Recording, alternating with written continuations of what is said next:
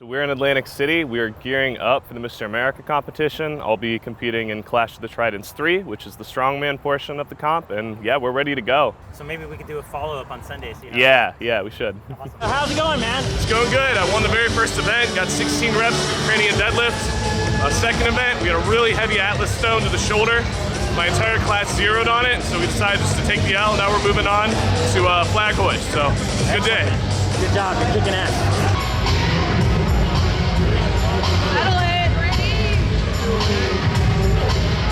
What is that in your hand right there? So this is my trophy. So I placed first in the Clash of the Tridents 3 strongman competition at Mr. America. And all the first place winners got this trident here. It's real metal, probably the coolest trophy I've ever won, so pretty pumped about it. We just finished the weekend, and how'd it go overall? I had myself a day. I mean, the entire plant-built strongman team did phenomenal. We took home 3 first place prizes. We had 2 more competitors get podium finishes in the top 3. And everyone that got a podium finish qualifies for nationals now, which will be cool. That'll be next summer. I started out the day really strong. The very first event for me was the Ukrainian deadlift. I cranked out 16 reps on there, way more than anybody else, so I got first in that very first event. Got me a lot of points early on. Second event, we went on to the stones. My entire class zeroed on the stones, so nobody was able to get that up to their shoulder. I got it up there twice to my shoulder, just couldn't balance it. It was a really heavy stone at 265 pounds, real awkward.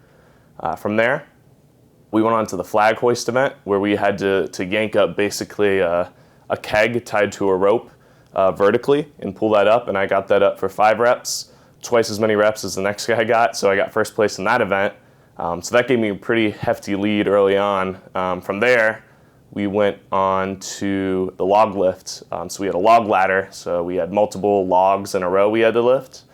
I got up to the 3rd log and lifted that at 250 pounds, and that gave me a second place finish in that event.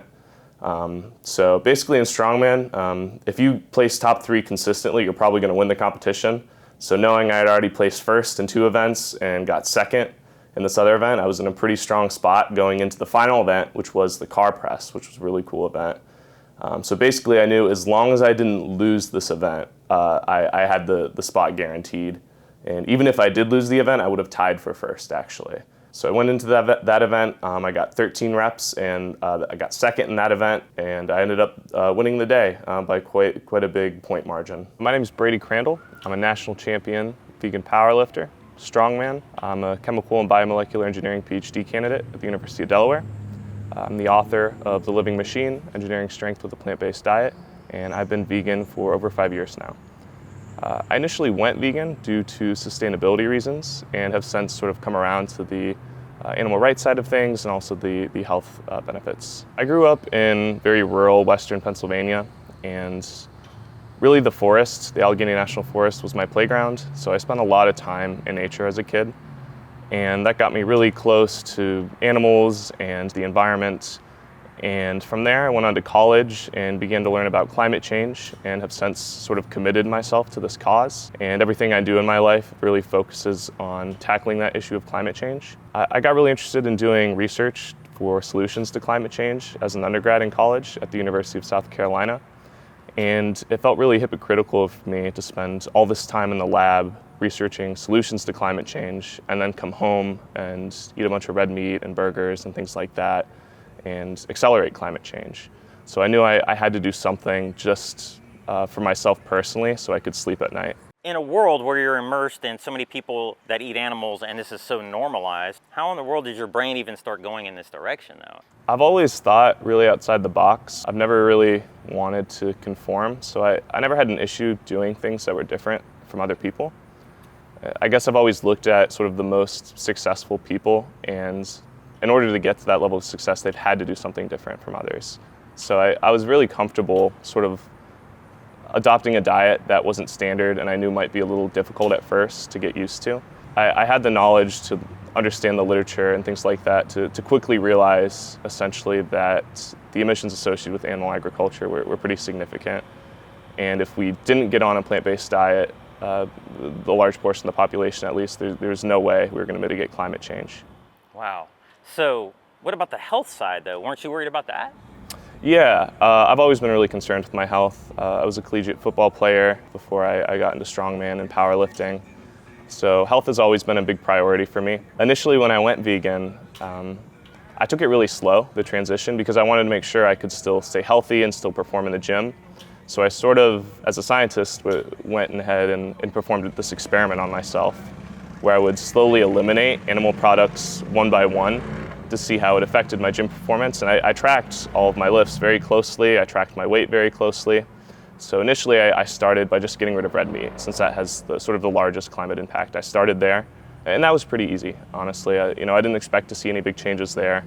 From there, I think I went pescatarian, and I felt really good while I was pescatarian as well. And I did that for a few months, pushed it a step further. Then I got rid of dairy, I think, was the next step.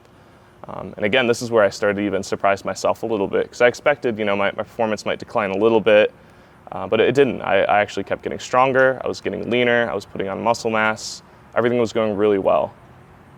And then finally, I went full vegan. This was probably back about 5 years ago or so, while I was in undergrad at the University of South Carolina. And I've been vegan ever since, and I felt great. The thought hasn't even really crossed my mind to start eating meat again. As far as the health side, was there something like that stood out that said you can be as healthy or even healthier, or did you not even concern yourself with that? I knew certainly that I wouldn't be less healthy by going vegan.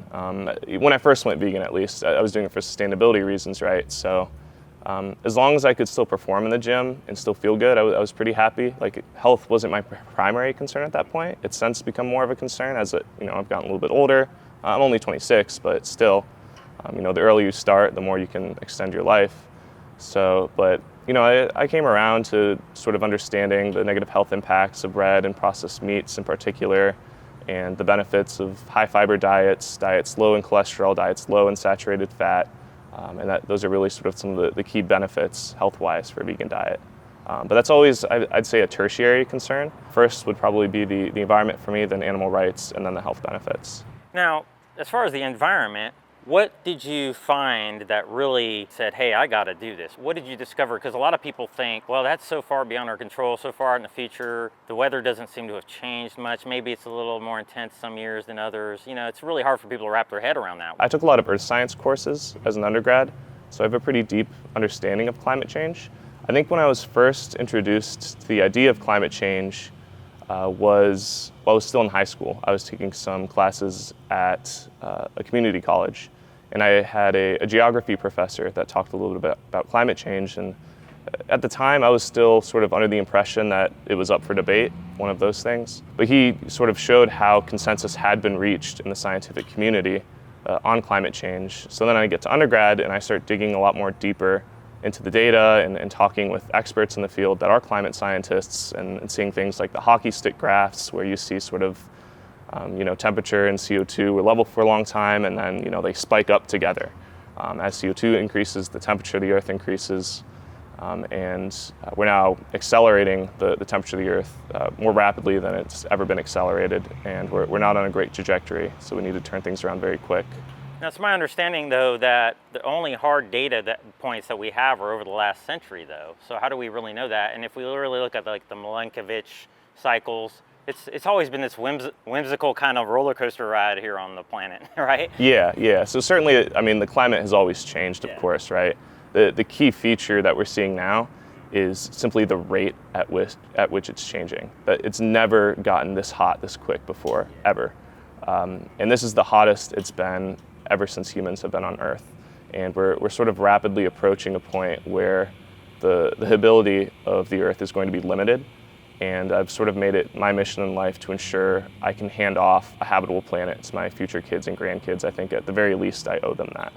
So if somebody really wants to dig into this deeper and understand, there's so much misinformation out there. How do they find accurate information, and what's something that's really that you would like people to maybe check out so they can consider looking at this a little deeper? Yeah, I think the main thing is you have to listen to the people with backgrounds in climate science. There's so many talking heads out there. You're not going to get the facts straight through cable news. You're not going to get the facts straight even necessarily through online news. You need to go directly to the source to see what the climate scientists are saying. and also government agencies like NASA, the National Oceanic and Atmospheric Administration, Department of Energy. This is where you're going to get sort of the true data in its most unbiased form.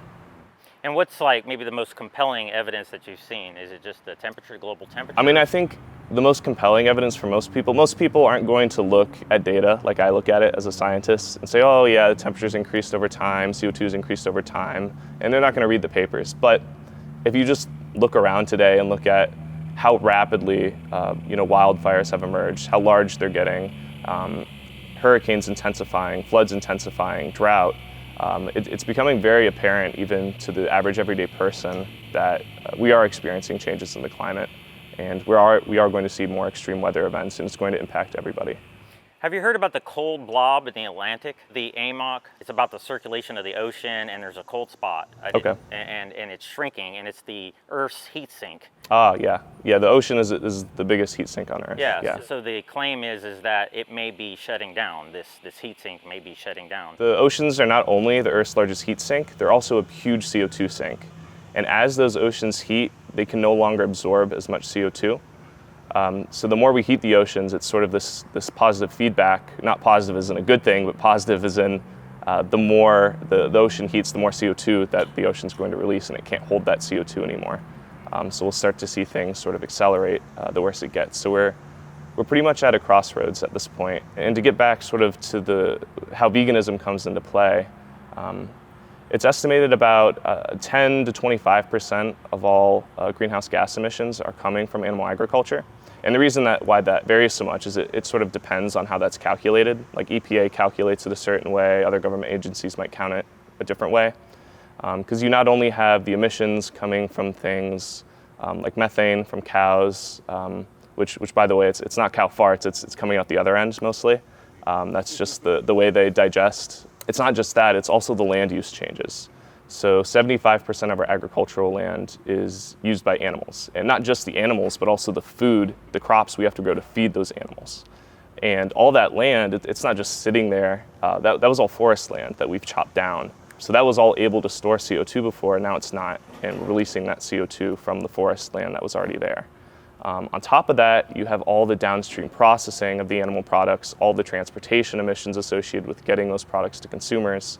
And when you start, that goes into the when you start to factor in all of that gets close to 25% of all emissions. So truly, one of the best way an individual can make an impact is by adopting a plant-based diet or cutting back, particularly on red and processed meats.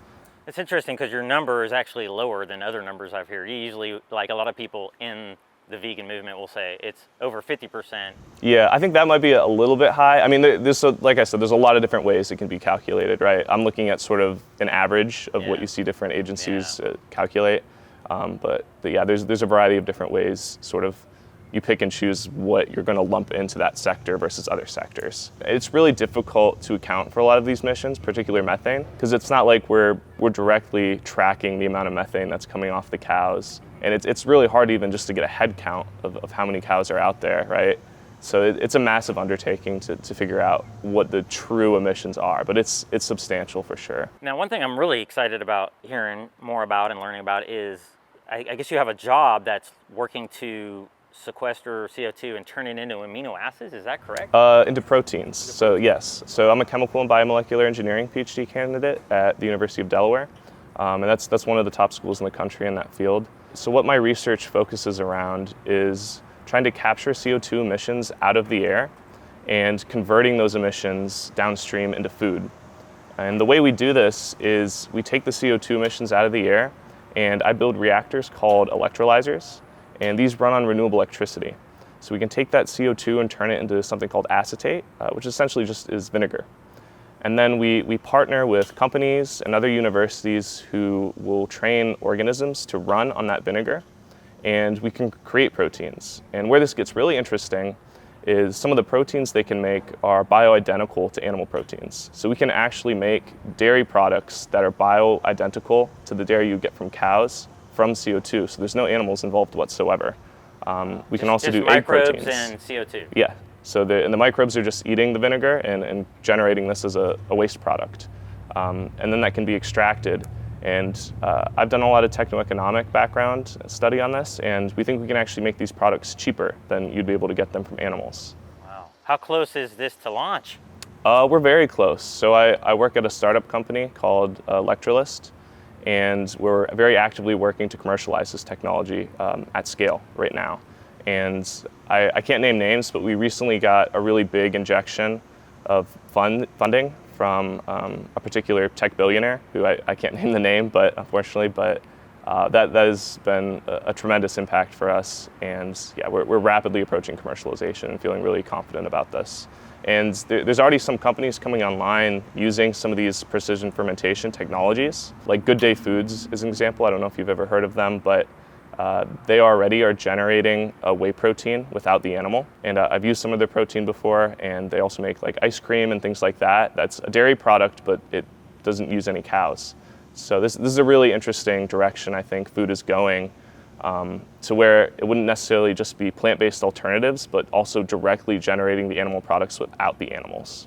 Now, what about other nutrients like fats and carbohydrates are actually very advantageous, and yeah. And, so it's not all the about micronutrients, protein. Yeah. So that's one thing that will be interesting.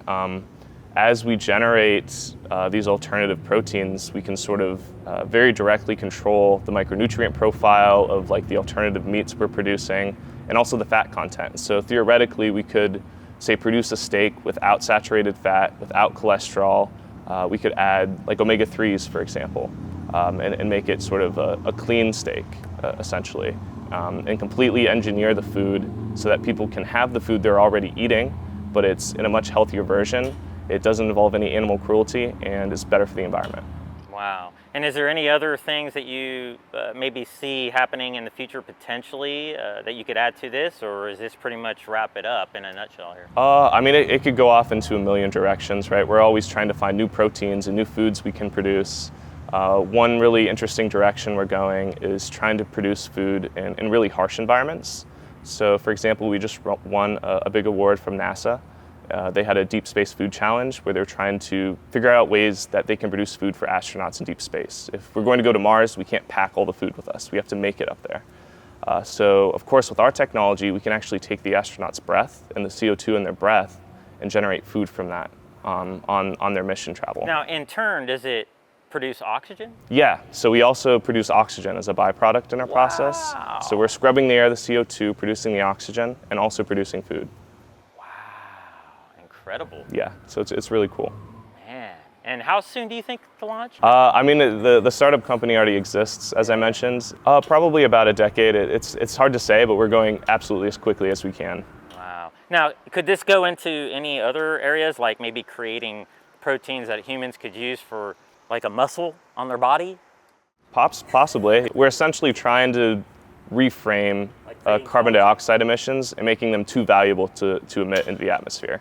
So companies wouldn't even want to release the CO2 because it would be so valuable, and we can turn this into so many products. And we're also working on a lot of chemicals we can turn it into, like plastics, things like that. So you're also into some other things. You're a strongman. Powerlifting and strongman, yeah. My background is in football. So I started playing football in high school, well, middle school actually. And I got really into lifting in middle school due to bullying, actually. I figured if I just took one summer after I had moved and got really strong, that nobody would mess with me anymore, and it worked. And I started playing football, and continued lifting all the way up through high school. I even started playing shot put and discus just because our coach was really big into Olympic lifting, and I would literally just go to the practices just to work out. I realized lifting was sort of always my favorite part of football, and then I played football in college briefly at John Carroll University, just outside of Cleveland. And it was there that I had a really severe spinal injury where I fractured my spine. I had to medically withdraw from the university. This was sort of a really dark time in my life. I lost my student athlete scholarship and had to transfer to the University of South Carolina, where my parents were living, so I could get in-state tuition. And I had a lot of time off to sort of focus on rehabilitating my spine. And it was here that I sort of figured out if I could build up as much muscle mass as possible to support my spine, I would be a lot healthier, and I felt a lot better that way. Because I'm missing 2 tips of my vertebrae, and they're just gone. So I need the muscle mass there to help support my spine, essentially. And so I was doing a lot of things that you probably wouldn't typically recommend for someone with a fractured spine. At least you'd think they shouldn't be doing it. Things like heavy deadlifts, heavy squats. These are things most people would probably shy away from if they fractured their spine, but I did more of them. And I did that for a few years. This was around the same time I was doing sustainability research and got into veganism. And once I went vegan, I realized, I had built up all this strength from rehabilitating my spine and lifting. And I also had this urge to sort of prove people wrong and prove that I could be really strong on a vegan diet. And the best way to do that was by competing. So I didn't even compete in powerlifting until after I was vegan. So I started competing in powerlifting. That was also about 5 years ago, right when I went vegan. And I did really well. I've won almost every competition I've competed in, besides nationals last year. And then this year I went to nationals in Vegas in July, and I became a national champion for the first time. So that was really exciting for me. What's that title? A national champion? Vegan powerlifter, yeah. Now, you were competing against non-vegans though, right? Yeah, and this was a drug-tested competition. I think I was the only vegan there, at least in my weight class. What's the name of the competition now? So it's the U.S. Powerlifting Association National Championship, the drug-tested national championship. And there I won my weight class, and that was a really good feeling for me. And this is really, I see sort of as my breakout year. And I've now been invited to compete in Worlds in powerlifting and represent Team USA. And I'm also sort of on the brink of launching a strongman career as well. Over the years, as I was powerlifting, I had always dabbled in strongman because I found a lot of the strongman movements were a lot more functional, and it actually improved me in powerlifting. So doing things like a yoke walk where I take 700-800 pounds on my back and stand up and walk with it, that translated perfectly over to taking a squat bar out of the rack and walking that back to squat it. And things like that. So I had really good conditioning as a powerlifter too from strongman movements, because there's a lot of moving events. You have to be well conditioned as a strongman, and when powerlifting you don't. You're just going to go up there, do one static rep and that's it, and then you sit around to wait to do the next one.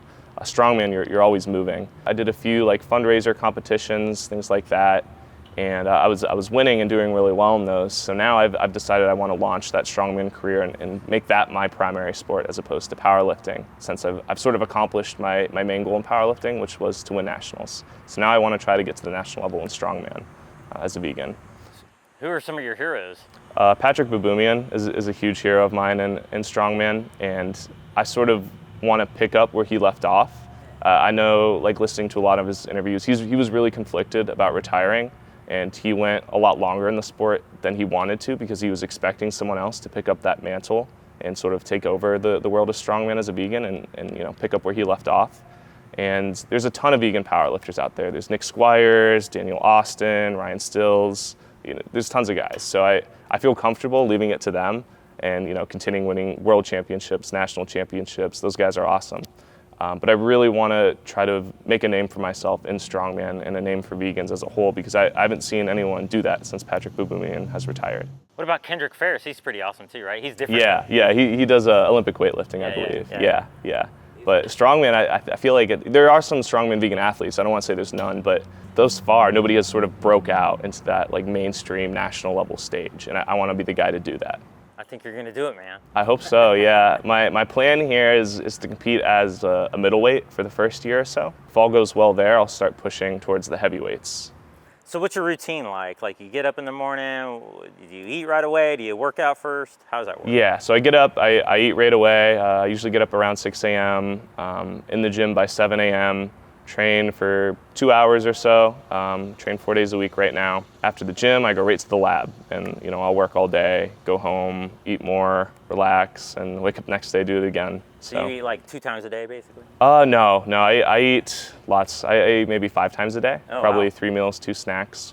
And what do those meals look like in snacks? So I've sort of modeled my diet a little bit around how Patrick Baboumian does things, actually, and also a lot of strongmen do things like this, to where you sort of eat your standard meals like a normal person would, breakfast, lunch, dinner, and then you just throw in a lot of liquid calories on top of that. And it just makes it a lot easier on digestion for the amount of calories we have to eat.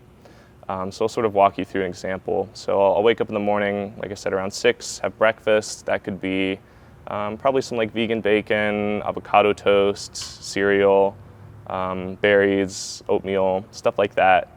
And And then I'll go work out, I'll come home, I'll have a protein shake with soy milk. Then I'll get to work, and I'll usually have something easy that's meal prep, like a Beyond Burger, Impossible Burger, a potato, some vegetables, stuff like that. Then I'll have sort of a second snack in the afternoon, which is usually another protein shake with soy milk, maybe some nuts.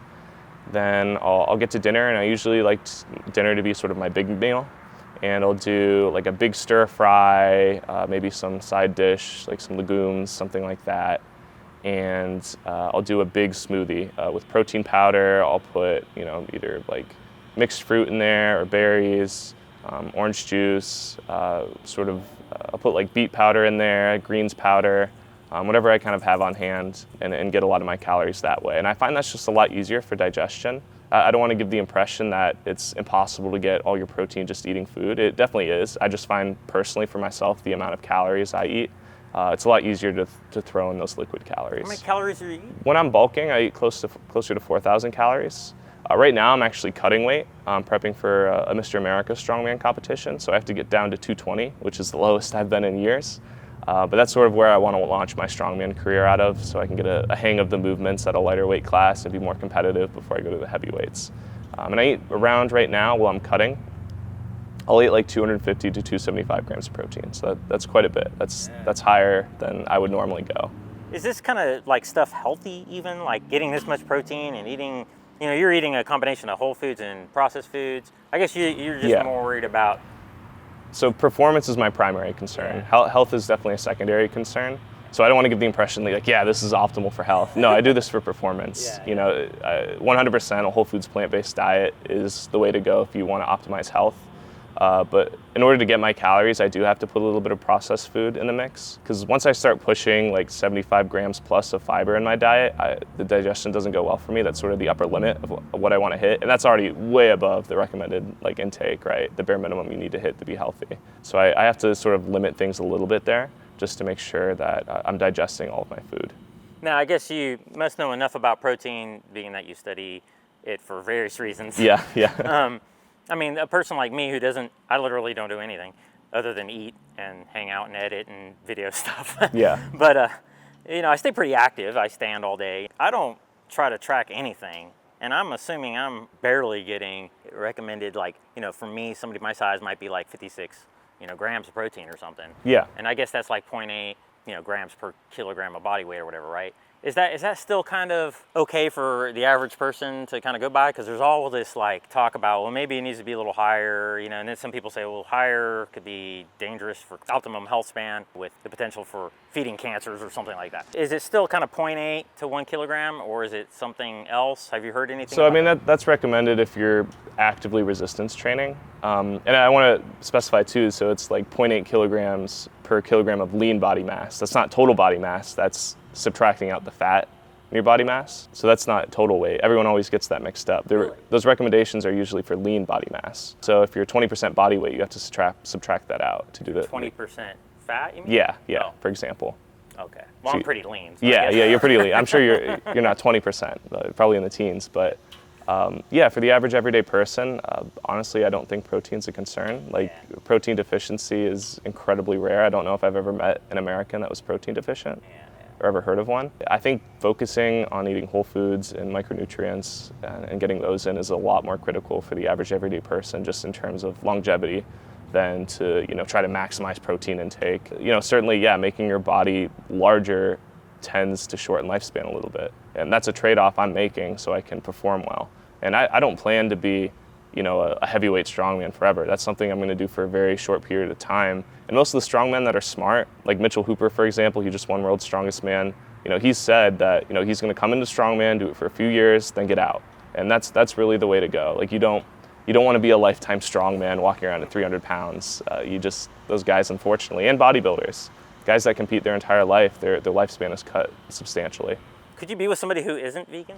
I am with somebody that isn't vegan, actually. That's something I sort of view veganism as a personal decision, because it's complicated, but the way I look at it is I'm vegan to help myself sleep at night for my own personal ethics. And my contribution to actually reducing the total emissions going into the atmosphere is minuscule, right? But if I can go vegan and help inspire others, that has a much larger impact on a societal level. And that's really what I try to focus on. And I think I'm a lot more effective at convincing people to reduce their meat intake and reduce their red meat intake than going completely vegan, for example. If they want to go completely vegan, that's great. I'll definitely encourage them to do that.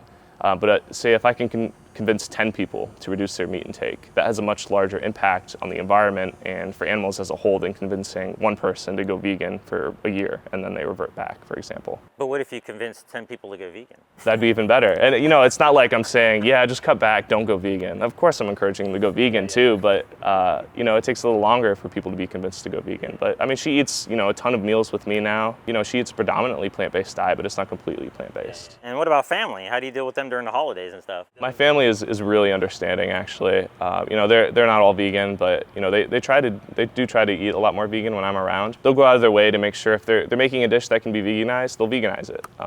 If they can use plant-based butter instead of using dairy butter, they'll do that. If they can use almond milk or soy milk instead of dairy, they'll do that. So they're really understanding. So I always love going there for Thanksgiving and the holidays. Did you have any companion animals when you were growing up? I did, yeah. I had a lot of cats. My family always had cats, and you know how kids fixate on stuff. I fixated on animals. I loved animals, obsessed with them. My birthday parties were animal themed. I had so many animal toys. My favorite movie was The Lion King, and it's kind of funny looking back. As a kid, my dream job, I wanted to be a zookeeper. And now, of course, understanding how zoos can negatively impact a lot of animals' lives, it's kind of funny looking back at that. But that's what I wanted to be, just so I could be around all the different animals. Yeah. Do you think that had an impact on you deciding to go vegan later? Yeah, absolutely. It really opened the door for coming from a compassionate place and really helping me emphasize that athleticism and compassion aren't exclusive. They can coexist. Prior to going vegan, did you ever experience an animal dying? Yeah, I had a cat that passed. I think I've been fairly fortunate that I haven't had many animals close to me pass, or even humans close to me pass. So I've been fortunate in that way that I haven't had to experience death super close up in my face at this point in my life. Do you think that might have helped also? Maybe a little bit. I have a deep sense of empathy, and I hold ethics really closely in my heart. So I have a deep sense of sort of relating to others' suffering. How often do you cheat? Do I cheat on veganism? No, I don't cheat. Not purposely. I mean, of course, there's always times where you eat something.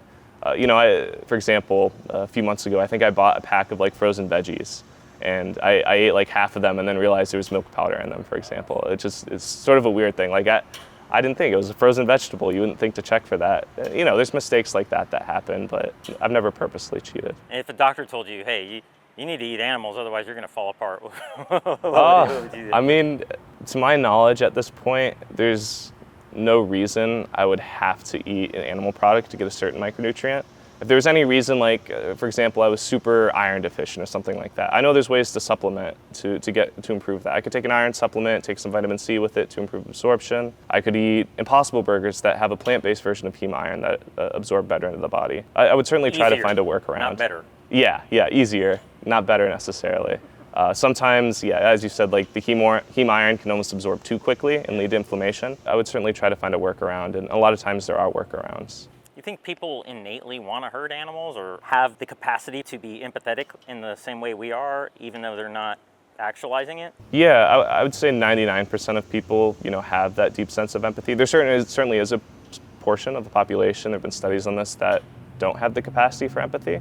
And that's sort of unfortunate. But obviously there's this really large disconnect between people and their food that's been purposely designed by the animal agriculture industry to make sure people don't know where their food is coming from. The closest people ever get to food is probably at state fairs and things like that. And they're not seeing how these animals are typically treated or processed. They're just seeing, a pig or something like that, or that they can pet. But most people, when it got down to it, if they actually had to go through the act of treating the animals the way they're treated personally and ultimately killing them, they wouldn't do it. You ever avoid using the word vegan for fear of maybe stressing somebody out or something? I used to, but nowadays, I don't know. Nobody really gives me a hard time for being vegan because they quickly realize I'm much stronger than them and they're not going to mess with me in that way. I mean, the only time would be like if I'm at a restaurant and I have a feeling that the server doesn't know what vegan means. Sometimes they get confused and gets vegetarian, or like I'll have to explain it. Yeah, like no meat, no dairy, no eggs. But no, I don't have an issue with using the word vegan. When you went vegan, did you notice any physiological, mental, or other kind of changes from going like 100% vegan? I know you systematically stepped into it. Yeah. But was there any like very significant changes that you noticed? Yeah, so I think I started to feel like really, really good when I went pescatarian, and each step I pushed it further, I kept feeling better and better. But that first initial step to going pescatarian, I felt awesome. And that was when I realized like, okay, yeah, I can keep pushing this. Like I feel really, really good. Yeah. And was there ever a time before that you thought, there's no way I could do this? Yeah, so actually my senior year in high school, I wrote a persuasive essay on why you shouldn't go vegetarian or vegan, which is funny. I think I just wrote it because my teacher was vegetarian at the time, and I wanted to mess with them, because I was just like that as a kid. What kind of arguments did you make? I don't even remember. I look back, and it was a terrible paper. It's funny looking back at that. So Mr. America is coming up, and I guess you're part of Vegan Strong, right? Yeah, so the Vegan Strong plant-built team will be competing at Mr. America. And we're bringing the largest team we have ever brought before, double in size from last year. So last year we took home a third of all the medals in the categories we competed, which is insane for how large of a competition this is. So we have a powerlifting team, we have a bodybuilding team, we're bringing a strongman team for the first time ever that I'm on. We have a CrossFit team, an Olympic weightlifting team, and a kettlebell sport team. So we have about 40 athletes we're bringing from all around the world, some of the top vegan competitors that have ever walked the earth. So we have multiple national and world champion powerlifters. We have Canada's strongest woman. We have France's strongest woman coming in. So it'll be a really fun time this year. We're going to dominate. I'm excited. I'm going to be there too, man. Yeah, awesome. Yeah, I'm looking forward to seeing you there. Yeah, I think we really want to sort of prove, I don't want to say once and for all because it's a constant battle, but really prove that plants have all the protein you need, and try to generate as much media coverage of this as we can this year. Like this year we are going all in. Are you a part of the vegan gym as well? I'm not, no. I'm sure I'll get a chance to talk with a lot of those people when I'm at Mr. America, but this is my first year joining the Vegan Strong Plant Built team, so I'm a little bit new. From all of your education, is there anything that you've discovered or come across that kind of is unique that other people might not have heard or learned, or that really helps you understand how maybe we're physiologically more adapted or capable of being more adaptive to eating plants? Yeah, so I don't even necessarily want to say we're more adapted eating plants. At the end of the day, humans, we're so adaptable just in general that you can see people eat just about anything and survive, honestly. Like if it has a carbon chain in it, we can probably eat it and extract some energy from that and stay alive for at least a certain period of time, right?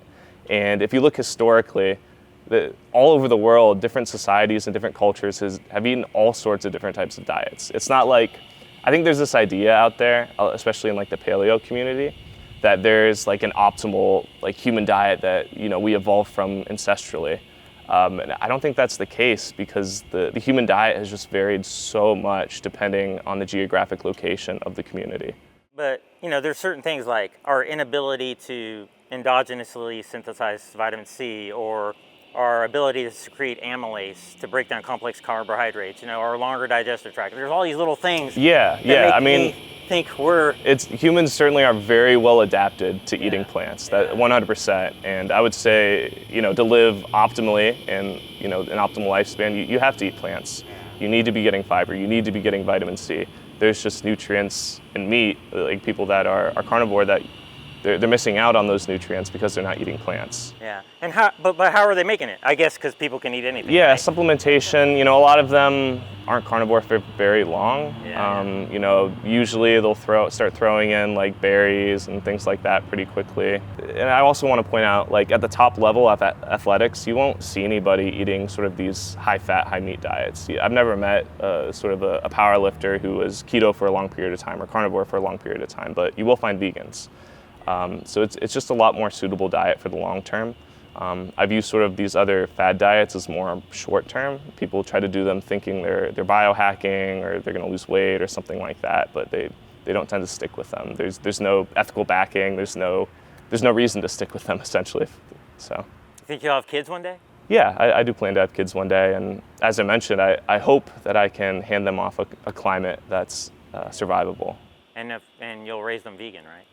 I do, yeah. I mean, that'll be a discussion with my future wife for sure. Yeah, I do plan to, I'm not going to make a separate meal for them. And there's been a lot of studies recently showing that plant-based diets are suitable for all stages of life. I haven't seen any real concern with raising a child or an infant or, even elderly on a plant-based diet. The plants have all the nutrients, all the protein, everything you need. Yeah, and it may be even more protective for them as Yeah, certainly. I mean, I think, as I mentioned, increasing the amount of fiber in your diet is beneficial, and decreasing the amount of saturated fat and cholesterol is also very beneficial. I'd say there's almost consensus, there is consensus in the scientific community on those three topics. Yeah, because, when you look at very large organizations that have huge scientific bodies of people analyzing the evidence, like the National Academies of Science, I mean, they're saying the very same thing you're saying. Yeah, and a lot of times, they're almost a little careful. They're not going to go all the way and say, oh yeah, everyone should go vegan, because I think a lot of times they're worried people won't listen to them if they make it sound too difficult almost. So they're saying, oh yeah, maybe you can have just a little bit of meat, but you probably should try not to eat too much. Or they'll use verbiage like people need to be really increasing their fiber and reducing saturated fat as much as possible. Yeah, and I think the other part of that too is all the lobbying money coming in. Yeah, so a lot of the government agencies, their primary, the USDA, for example, U.S. Department of Agriculture, their primary responsibility is not to set good, healthy nutritional guidelines to keep the population healthy. Their primary responsibility when they were created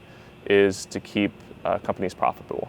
That's their primary responsibility, is keep the agriculture in the U.S. profitable. Good point. So that's their ultimate goal. How can people find out more about you, maybe follow you? Oh, and you mentioned a book too. Yeah, so I'm the author of The Living Machine, Engineering Strength with Plant-Based Diet. You can find that on Amazon, and maybe you can link it to this video. What kind of topics do you hit on in there, and maybe what are some of the takeaways people can get from it? So the reason I wrote this book is I was just getting so many questions from people, really getting overwhelmed with questions about veganism and strength training, because so many people wanted to try it, especially back when the Game Changers came out. There's so much interest in this, and I was overwhelmed with questions. So I wanted to put together sort of one cohesive resource, sort of compile all the literature that was out there that I could come across and distill it down into a form that the average person could comprehend and get some insight from that they could apply. In this book, I really set forth sort of 6 keys of how a vegan diet could actually be beneficial for strength training. So you can read the book and read more detail into those, but there's things, like I mentioned, improving fiber intake, increasing the concentration of antioxidants in your diet, improving blood viscosity, so your blood isn't as thick, and you can decrease the resistance to flow of your blood, so it gets to the muscles quicker. Things that have been demonstrated in the literature time and time again that could translate over and allow a vegan diet to be really beneficial for strength training. Interesting. I heard something recently about muscle in respect to longevity. It's not necessarily muscle, but strength. So somebody could have normal or even below normal muscle mass, but as long as they have strength, then it doesn't affect their longevity. But as soon as their strength goes down, regardless of their muscle mass. That makes a lot of sense. And so regardless of their muscle mass, as their strength goes down, he mentions how fat, and he doesn't say visceral, but I'm thinking fat can get into the muscle and reduce the strength. And there was these twins that one went vegan, one went kind of carny, and the carny bulked up a little more, but the vegan, he seemed to be performing better when it was all said and done. Interesting. But he didn't gain as much muscle mass. I wonder how much of that is due to the fact that maybe he had cleaner muscle mass. Yeah, so I think there's sort of 2 things that we can take away from this. I think the reason he probably wasn't getting as much muscle mass, but he was stronger, was because his diet was probably lower in protein. And it's perfectly doable to do a high-protein vegan diet, for example, and build the same amount of muscle mass as somebody that's carnivore on an omnivorous diet did. There's been studies showing if you match the protein content, it doesn't make a difference if it's coming from plants or animals for muscle mass. But the reason his performance was probably better because he was eating more carbohydrates. He had a more accessible energy source than fat to perform well. And then you mentioned sort of the health benefits of strength over muscle mass. And I think there's definitely a lot of truth to that, right? So the reason for that is most likely with more strength, that improves bone density, it's improving your ligaments, your tendons. And I don't think a lot of people realize how many elderly people's lives are cut short just from falls. And it's not that the falls necessarily have to be fatal, But if they fall and injure themselves and they're now immobilized for the rest of their life, that cuts their lifespan incredibly short. So maintaining that bone density, especially as you age, is really critical, even if you don't have all the muscle mass. How can people follow you kind of stuff? Yeah, so you can find me on Instagram at VeganHercules. I'm planning to sort of launch a new book I'm working on within, we'll say, the next 2 years or so, and sort of launching a Vegan Hercules branding along with that. So that's something you can look forward to and be on the lookout for. But Instagram's the best place to find me right now. Do you have any last minute encouraging words or a quote you want to share? I think I really want to get across 2 points, not necessarily a quote, but 2 main points. And the first being that plants have all the protein you need. The second being that if you're thinking about adopting a plant-based diet or a vegan diet, vegetarian diet, any variation of that, and you're afraid that it could impact your performance negatively, don't be afraid. It will absolutely support you and probably even enhance your performance. I mean, hey, if I can pull a fire truck and a log truck on a vegan diet, I think you're gonna be okay. Wow. Do you have a video of that? I do have a video of that. You can find it on my Instagram, yeah. Awesome. Well, man, you've been a pleasure, and I appreciate this time, and this is one less interview I have to do at Mr. America now. Awesome. Glad I could help. And that'll make it stand out a little bit too, huh? Hopefully, yeah, hopefully. You got a quote you want to share? So I'd like to paraphrase Patrick Baboumian here a little bit and say that everybody wants to be as strong as an ox, of course, but they tend to forget that the ox eats plants. Do you think we'll see a vegan world? I think a vegan world is not only possible, I think it's inevitable. The reason for this is there's so many new technologies being developed, everything from precision fermentation technology to cell-cultured meats, that although the vegan future might not look like the vegan today that we see, I think inevitably the world is going to shift towards what's considered a vegan diet, where we'll be producing all of our animal products without actually needing the sentient beings to be exploited to produce those products. So, for example, with cell-cultured meat, we can take a singular animal cell and produce all the steak we need to feed the world without any animals ever actually being involved. With precision fermentation, we can do a similar thing by producing dairy products, cheeses, egg proteins. So we can have one-to-one replacements that are biologically identical to all the products we have today with some of these emerging technologies. Do you think they'll come with less of the, I guess you could say, risks that meat and egg and dairy come with, according to the science of that? Yeah. So that's a very big question. I think that's a really important thing we address as we're developing these technologies. The great thing is we get a lot of control over how we produce these new cell-cultured meats, or clean meats as they're called. So for example, instead of saturated fat and cholesterol being loaded into your steak, we could produce these steaks now with just like omega-3 fats, things that are going to be a lot better for the human body. So if we can identify, what specific parts of the animal products aren't doing great for humans, we can take those parts out and replace them.